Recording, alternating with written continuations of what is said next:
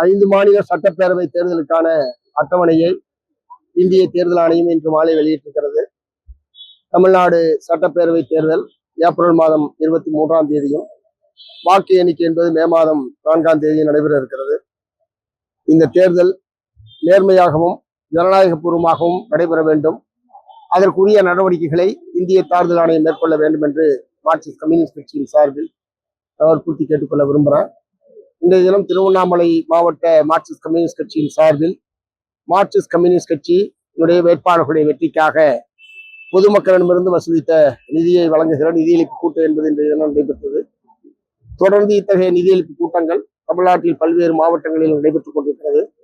ஆகவே Marxist communist கட்சி எத்தனை தொகுதிகளில் போட்டியிட்டாலும் அந்த வேட்பாளர்களுடைய வெற்றிக்கு எங்க கட்சியை பொறுத்த வரைக்கும் வேட்பாளர்கள் செலவழிக்க விடுவதில்லை.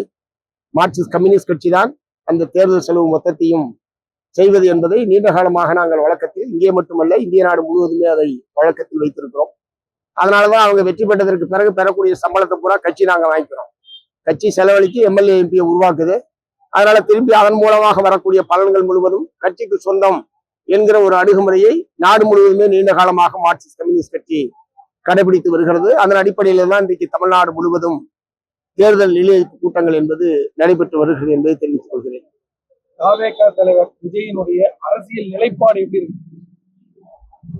இல்ல, போன வாரம் பூரா அவர் காங்கிரஸோட கூட்டணி சேர்வதற்கான பேச்சுவார்த்தை நடைபெறுவதாக உங்களுடைய ஊடக நண்பர்கள் மூலமாக ஏராளமான செய்திகள் என்பது வெளிவந்தது.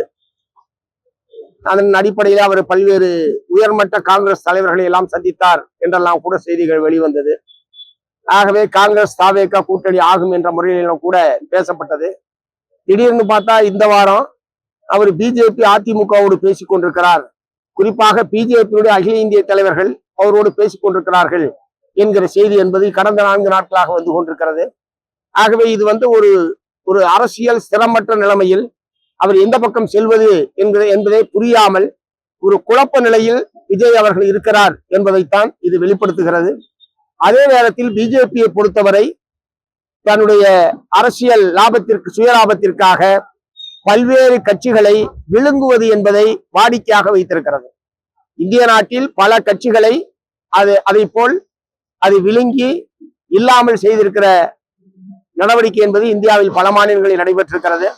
ஆகவே இத்தகைய கட்சிகளை தாங்கள் சொல்படி ஆடுகிற, சொல் கேட்டு ஆடுகிற ஒரு பொம்மையாக வைத்துக் கொள்வது, இல்லை என்றால் அந்த கட்சியையே இல்லாமல் செய்வது என்பதுதான் பிஜேபியினுடைய வாடிக்கை. அப்படிப்பட்ட ஒரு வலையில் இன்றைக்கு விஜய் அவர்கள் சிக்கி இருக்கிறார்கள்.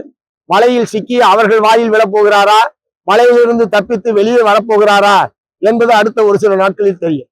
விஜய் எப்போ மீட்டிங் போனாலும் எங்க விசாரணைக்கு போனாலுமே மூடப்பட்ட கார்ல தான் வெளியே வருவாருங்க. இன்னைக்கு சிபிஐ விசாரணை முடித்து வெளியே வரும்பொழுது சந்தோஷமா கையை ஆட்டினபடி வர்றதா சொல்றாங்க. அதை நீங்க எப்படி பாக்குறீங்க? இல்ல, அவரு கையை ஆட்டிக்கிட்டு வரட்டும், கையை கட்டிக்கிட்டு வரட்டும், அதெல்லாம் ஒரு பிரச்சனை இல்லை. அவர் அரசியல் நிலைப்பாட்டை எப்ப என்ன விதத்தில் மேற்கொள்கிறார் என்பதுதான் எங்களை பொறுத்து கவலை. அவர் கையை கட்டிட்டு இருக்காரா, ஆட்டிக்கிட்டு இருக்காரா, ஒட்டிக்கிட்டு இருக்காரா என்பதெல்லாம் பிரச்சனை இல்லை.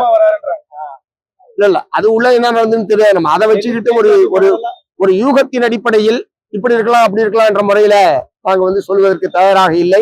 ஆனால் கிடைத்திருக்கிற செய்திகள் என்பது பிஜேபி அவரை தங்களுடைய அணிக்குள் கொண்டு வருவதற்கான ஒரு தீவிரமான முயற்சியில் ஈடுபட்டிருக்கிறது. அந்த நிர்பந்தத்திற்கு இவர் அடிபணிந்து செல்வார் என்கிற முறையில தான் நிலைமைகள் என்பது இருக்கிறது.